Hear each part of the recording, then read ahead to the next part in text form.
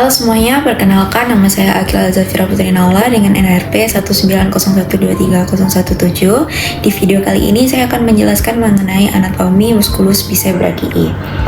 Musculus bicep brachii sendiri memiliki dua kaput. Yang pertama yaitu kaput longum di bagian lateral dan juga kaput brevis di bagian medial.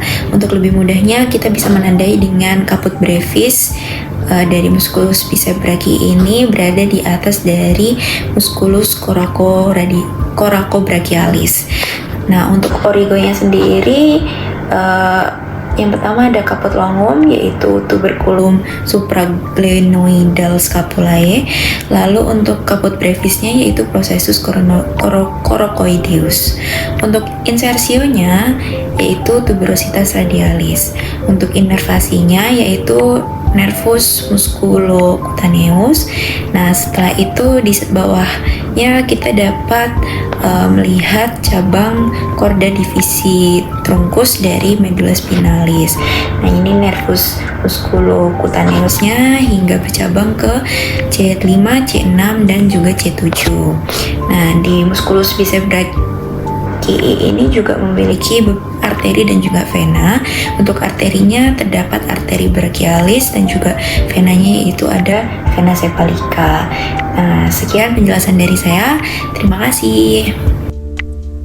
Halo, perkenalkan nama saya Leonira Silosari dengan NRP 190123023.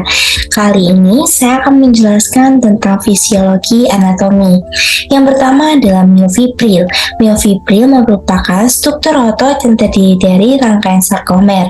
Setiap sarkomer terdiri dari dua pita I atau terang dan satu pita A atau gelap. Pada sarkomer terdapat zona H atau di tengah pita A yang mengandung miosin. Zona H akan memendek dan menyebabkan kontraksi. Setiap sarkomer akan dipisahkan oleh diskus Z. Kumpulan myofibril dilapisi oleh jaringan endomysium. Yang kedua adalah vasikel, yaitu kumpulan jaringan myofibril yang dilapisi endomysium akan membentuk sebuah vasikel. Vasikel otot akan dilapisi oleh perimysium. Dan yang terakhir yaitu otot. Kumpulan vasikel akan membentuk otot yang akan dilapisi oleh epimysium. Sekian, terima kasih. Hai semuanya, perkenalkan nama saya Nata Sinjalika Chandra dengan nomor NRP 190123001. Di sini saya akan menjelaskan tentang fisiologi gerak dari musculus bicep brachii.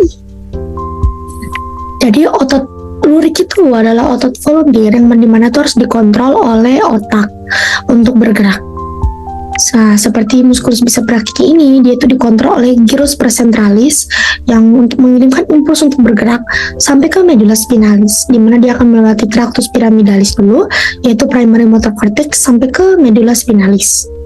Pada tractus pyramidalis ini terdapat persilangan di medulla oblongata pada decussatio pyramidium sampai ke medulla spinalis yaitu C5 dan C7. Nah, medulla spinalis ini akan mengirimkan sinyal juga sampai ke musculus bicep brachii, itu melewati plexus brachialis, trunkus superior. Nah, di sini trunkusnya itu ada 3. Nanti C5 dan C6 melewati trunkus superior, sedangkan C7 itu melewati trunkus medius. Kemudian dia akan melewati divisi anterior. Divisinya juga itu ada 2, divisi anterior sama posterior. Tapi karena bicep brachii berada di anterior, posisinya anterior, jadi divisinya itu akan melewati divisi anterior. Kemudian akan melewati korda lateral. C5, C6 ini trunkusnya superior, C7 trunkusnya itu medius. Kemudian mereka C5, C6 dan C7 akan bertemu di divisi anterior melewati korda lateral. Kemudian hingga ketemulah mereka percabangannya di nerve musculocutaneus. Nanti dari nerve musculocutaneus ini akan mengirimkan aksi berupa neuromuscular junction sehingga tercipta potensial aksi. Nah, makanya terjadilah kontraksi di musculus bicep brachii. Oke, sekian dari saya. Terima kasih. Halo semuanya, perkenalkan nama saya Adelia Putri Riani, NRP 190123016. Pada kesempatan kali ini, izinkan saya menjelaskan mengenai potensial aksi. Nah, pada potensial aksi ini ada yang namanya resting membran potential. Untuk saraf yang kecil, dia resting membran potentialnya adalah min 70 mV, sedangkan yang besar untuk saraf yang besar dia adalah min 90 mV.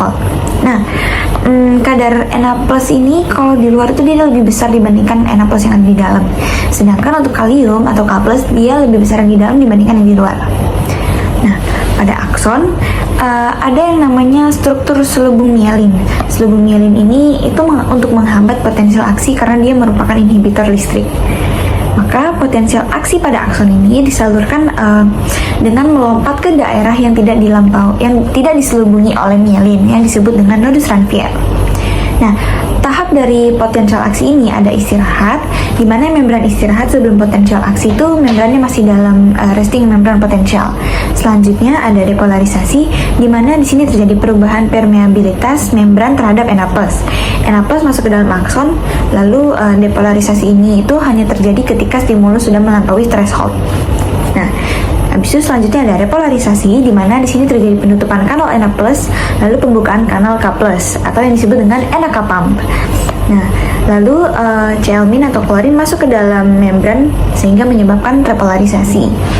Oh iya, kanal NK pada proses ini berupa voltage gated NK channel. Sekian, terima kasih. Hai teman-teman, perkenalkan nama saya Vanessa Lorencia. Hari ini saya akan menjelaskan tentang fisiologi kontraksi. Jadi di sini, fisiologi kontraksi dimulai dengan masuknya impuls saraf ke neuromuscular junction. Jadi ini di sini adalah neuromuscular junction dan impuls saraf masuk. Karena impuls saraf masuk, dia itu membuka voltage gated calcium channel ya. Jadi ini calcium channel yang dipicu oleh impuls listrik. Kalsium yang sudah dikeluarkan itu akan memicu keluarnya asetilkolin, yaitu sebuah neurotransmitter. Dia akan menempel pada reseptornya di sarkomer. Jadi yang di sini itu udah sarkomer ya. Dia akan menempel di reseptornya di sarkomer, yaitu di cholinergic receptor. Ketika sudah menempel dengan reseptornya, dia itu akan membuka ligand gated Na channel. Jadi ligand gated ya, oleh ligand.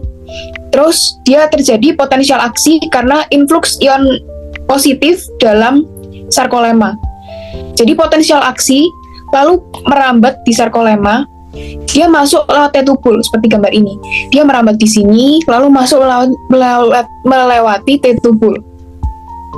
Lalu dia itu membuka voltage sensor DHP reseptor, dia itu sifatnya voltage sensor ya.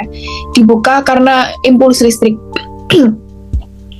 Setelah itu dia memasukkan ion Ca, memasukkan ion kalsium, sehingga nanti ion kalsiumnya ini dari sisterne ini namanya bagian kuning ini namanya sisterne ya. Dia akan mengeluarkan kalsium dari sisterne sehingga dia itu kalsiumnya bisa berikatan dengan troponin C. Nanti gambarannya seperti ini. Ini troponin, dia akan berikatan dengan kalsium. Ketika sudah berikatan, kalsium ini akan menarik ya, menarik tali troponin, sehingga nanti dia itu membuka binding site-nya aktin. Terus aktin itu akan berikatan dengan kepala miosin seperti ini. Dia akan berikatan dengan kepala miosin, lalu head of miosin akan berputar, menarik filamen aktin ke pusat sarkomer. Ini sering disebut dengan power stroke ya. Lalu ketika sudah terjadi, nanti otot itu memendek sehingga terjadi kontraksi.